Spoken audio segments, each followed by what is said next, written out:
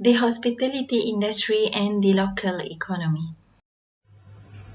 Up here is the tourism life cycle, which you can see it starts from discovery and ends with decline. The first phase is discovery. Okay, at this stage, during this phase, a little-known destination is visited by the first ventures in search of new discoveries and unexplored areas. Through word of mouth, the area begins to attract more tourists. So at this early stage, the explorer tries to speak the language of the community and try to identify the local culture. They try to understand and adapt the local culture and try to understand the custom of the people there. So the social impact in this stage is generally small and resident attitudes are fairly positive towards tourism because the local residents say there are new people coming to their place. So they accept them with an open arm. So once ventures have begun exploring this destination, they are actually followed by the near ventures. This creates the first major wave of visitors who, because they are more demanding in terms of services. So this will obviously create initial real development. Stage 2 is the launch or development. At this phase, the number of tourists start to increase. The host community, the people around the area, responds to the increasing numbers of tourists by providing variety of facilities. And at the same time, with the destination's notoriety growing, the media always looking for something new, show up in the region and enthusiastically report on its charm and culture. This then condenses the destination to rapid growth and the arrival so-called centric travelers. Okay, so growth continues and everyone is happy. The number and value of hotels start to increases. Jobs multiply. Government coffers overflow with taxes. Many areas are enhanced. Local stakeholders smugly congratulate themselves on finding a gold mine and believe that tourism is the perfect industry to ensure longevity and unlimited growth. By this time, ventures and near ventures have abandoned and the area and mass tourists has arrived. Okay, so outside interests become involved as well in the developing businesses and tourist facilities. So foreign investment enters the cycle. You can see that migrant workers attracted by the prospect of tourist-related jobs enter the community and finally reduce resident contact with visitors. Well, this phase is crucial because when a destination is really booming, no one cares about planning or controls. For this reason, it is important to take action at this stage to manage development and define a long-term vision. The more culturally sensitive explorers move to a new unexplored areas and are replaced by the mass market as mentioned earlier. Then here come the stagnation or maturity stage. So in here, at this phase, saturation is reached. Riding this wave of popularity, a destination is too often lax in its regulations. The number of hotels continues to grow. Fast food restaurants pop up everywhere. Shops, movie theaters, and other forms of entertainment multiply. Wholesalers develop packages. Then the areas start to get touristy and there is unchecked development. The destination is unable to resist the easy money of tourism and unsustainable development. Under such pressure, the destination starts to lose its distinctiveness and just looks like any other destination. The centrics now stop coming and the near dependable start to frequent the area. The quality of tourist services falls, demand levels off, and the environmental degradation of the tourist destination begins to be obvious and worrying. So it says that this tourist destination at this stage is said to have reached its maturity. Then the last stage is decline.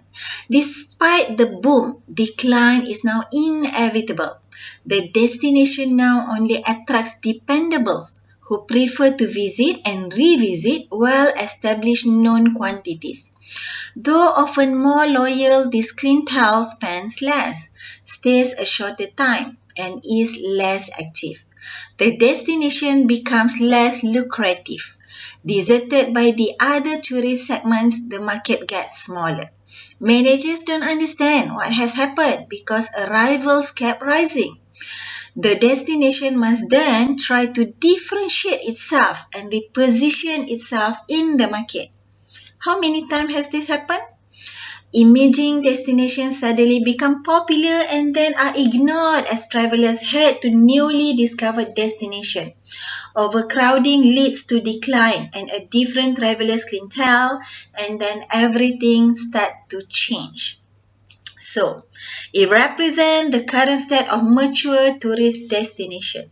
Falling profits lead to foreign-owned businesses or FDI withdrawing, and the community is left to pick up the pieces finally. Multiplier is an estimation of how much additional income will be produced in the economy due to initial spending.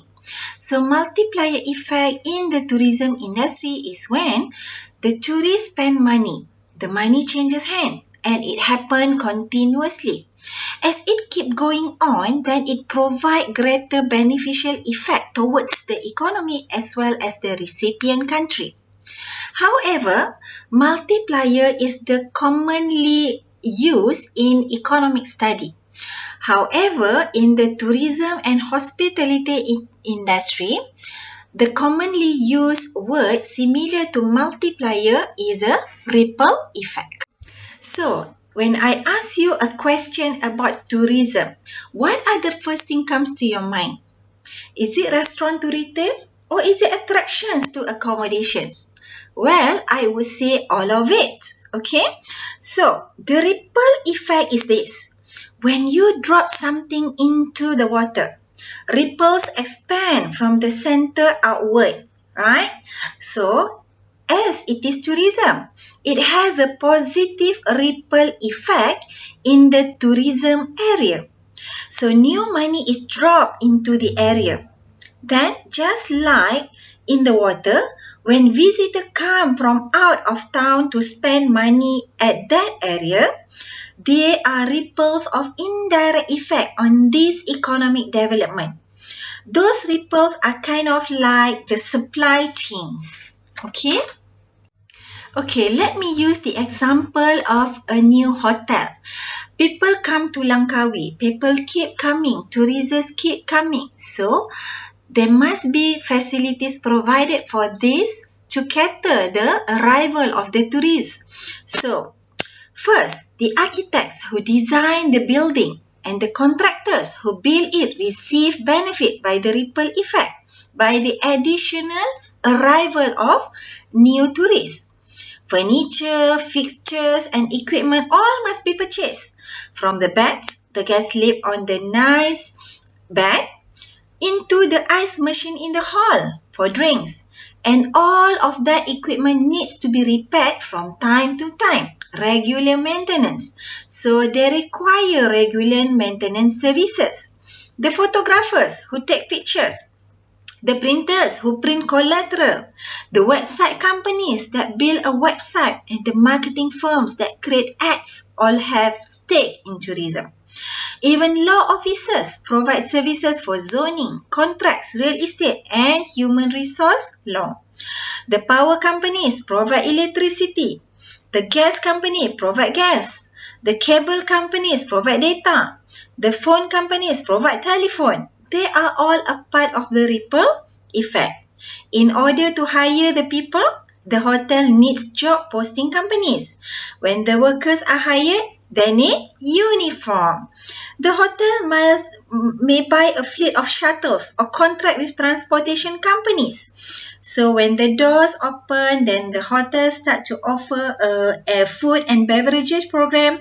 Then we need farmers, suppliers to cater the tourists. So all these are ripple effect.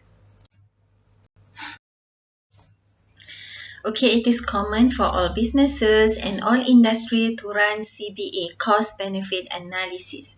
So let's take a look what are the benefits offered by tourism industry. First, employment opportunities.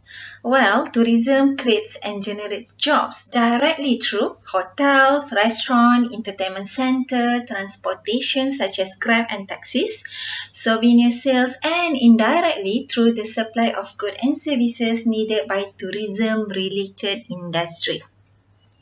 Okay, increase incomes. The money that tourists spend is a source of income that flows where the exchange hands, and the flow of money further benefits the relevant industry. New infrastructure. Yes, new infrastructure such as accommodations, roads, food and shopping areas need to be built for tourist convenience and to attract more new tourists. Next, helps to diversify economy. The economy is growing and varied from street food to luxury restaurant, from local businesses like handicraft to luxury goods, and from guest houses to backpackers to 5-star hotels. Next, spreads development. Well, with economic growth, development will spread to nearby area and broadens educational and cultural horizons. Okay, tourism is not just about enjoying the scenery abroad, but also extending to educational, cultural, and health tourism. Next, preserve heritage and traditions.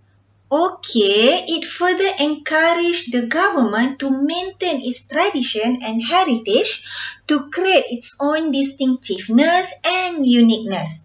And finally, it breaks down barriers, socio-cultural, political, and religions. Yes, tourism also breaks the walls of political and religious differences as tourists are interested in learning about different cultural traditions. But the disadvantages of tourism also exist, where demand for resources increases and this in turn leads to higher price of goods and services. And seasonality difficulties. Seasonal problems are also a drawback. Coastal areas that are often a tourist attraction will lose their charm as the monsoon season arrives. Well, it also causes inflation because the continuous price of goods and services as a result of high demand in peak season will lead to inflation. It also results in unbalanced economic development. Why? Because there is also an imbalance of development between tourists and surrounding areas with no unique products as a tourist attraction. Okay, what about social problems and crimes? Well, the openness with the increasing reception of tourists from different countries certainly brings a different culture. So it can certainly cause social problems and even crime may occur, may increase as well. Okay, so next, increase vulnerability to economic and political changes. Okay. Well, how? Okay, this one, okay. This one increase. Okay, openness is actually dangerous as it can cause economic vulnerability and political changes. They may need to be curtailed. Government need to take action. Okay, but before that, what about the pollution and diseases? Okay, unscrupulous travelers are also annoying. You know now? Because they do not know how to appreciate nature and leave behind all the pollution that can cause the spread of disease. Do you still remember? The most popular example is the case of a China tourist. Chinese tourists who defecate at a Port Dickson beach. Still remember that issue? Yuck! Okay, finally, commercializes culture, religion, and arts. Yes, Finally, local culture, religion, and art may be lost in time because young people, especially, are so vulnerable to foreign culture. Okay, that's all. Thank you.